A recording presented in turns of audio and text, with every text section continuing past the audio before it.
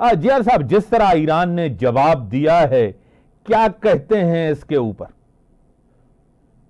देखिए मीर साहब, इस कॉन्फ्लिक्ट के बहुत सारे एस्पेक्ट हैं। इंटरनेशनल है, रीजनल है, आइडियोलॉजिकल है, इकोनॉमिक है, जियो स्ट्रेटेजिक और जियो इकोनॉमिक।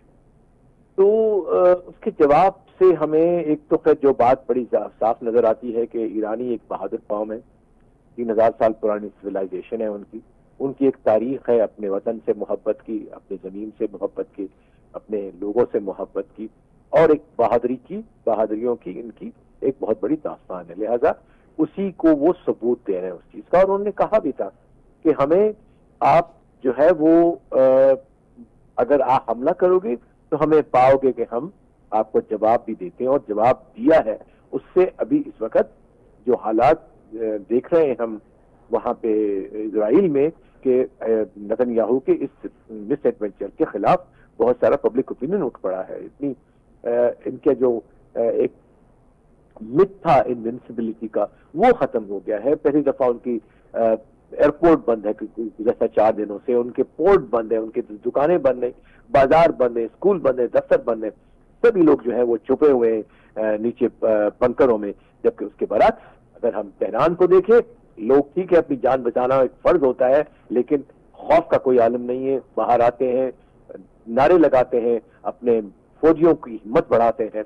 तो मैं समझता हूँ ये इन्होंने एक बड़ी हिम्मत का और बहादुरी का मुजाहरा किया है। जी जी साहब, उसी के साथ एक डोनाल्ड ट्रंप का स्टेटमेंट आपके सामने है। इससे पहले तो वो ईरान से एक डील की कोशिश कर रहे थे, फिर उनका एक ट्वीट भी आया कि मैं एक डील करवाऊंगा और डील हो भी जाएगी। क्या आपको लग रहा है कि अनकरीब जिस तरह टर्की हो, जिस तरह प्यूटिन हो, ये इस तरह कोशिश कर रहे हैं कि एक सीज फायर हो जाए, इस तरफ आपको लग रहा है कि कुछ ही दिनों में ये सीज फायर होने जा रहा है, या अभी आप इसको जंग को कंटिन्यू आप देख रहे हैं? देखिए मीर साहब, अगर आप मुझसे मेरा तज्जिया पूछेंगे तो मेरे नजर में वर्स्ट केस सिनेरियो है और एक जो है वो खुशायन सिनेरियो है। सही।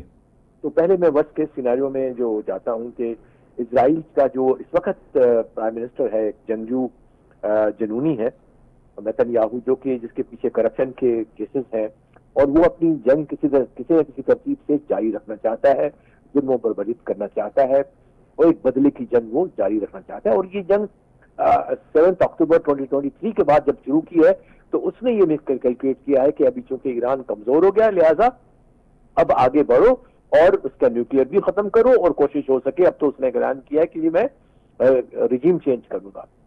तो अगर कोई फॉल्स फ्लैग करके इसकी जो इंटेलिजेंस एजेंसीज और अमेरिका और ब्रिटेन या किसी और जर्मनी, बाकी जो वेस्टर्न कंट्रीज है नेटो की, उनको इन्वॉल्व कर लेते हैं, फिर तो बहुत बड़ा चैलेंज होगा ईरान के लिए। लेकिन अगर इजराइल अकेला रहता है तो मेरे ख्याल है जंग काफी लंबी चल सकती है और एक वॉर ऑफ एट्रिशन होगी, जिसमें वो इंशाल्लाह ईरान उनको बराबर का जवाब देता रहेगा। अब जो गुड सिनारियो है हमारी नजर में, होपफुल है, वो ये है कि एक good sense prevails in the major capitals, specially in Washington, कि जंग किसी के भी इंटरेस्ट में नहीं, जो कि हम सब समझते हैं, एनालिस्ट भी, पॉलिटिशियन भी। और साथ ही इतना पॉलिटिकल प्रेशर डाला जाता है अमेरिका के ऊपर, ओआईसी की तरफ से, चाइना की तरफ से, रशिया की तरफ से, कि वो इजराइल को जंग के खात्मे की तरफ ले जाते हैं, और फिर अमेरिका और ईरान आपस में न्यूक्लियर इशू के ऊपर बातचीत करते हैं और कोई ना कोई एग्रीमेंट निकाल देते हैं। तो ये एक वर्स्ट केस सिनेरियो और गुड सिनेरियो जो है इस तरह से नजर आ रहा है। लेकिन अभी इस वक्त हतमी तौर पे कुछ नहीं कहा जा सकता कि किस तरफ एक्चुअली जाएगा।